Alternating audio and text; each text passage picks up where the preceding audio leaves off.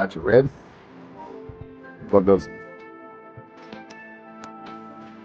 Now I'll secure these a little better in the future, but for demonstration purposes, we'll go ahead and tuck these in. I'm going to take a look up top and see what we got going on up there. All right, now this is the fuse block that I've got. It'll be easy to remove all the relays from your system if you've got one already. If you don't, go ahead and start out with this to be able to make everything super easy. Now what I've done here is I put these little connectors on the end of my wire, making it really easy to install and uninstall without having the wires go everywhere. Anyways, then what we'll do from here is you'll put each one of these in.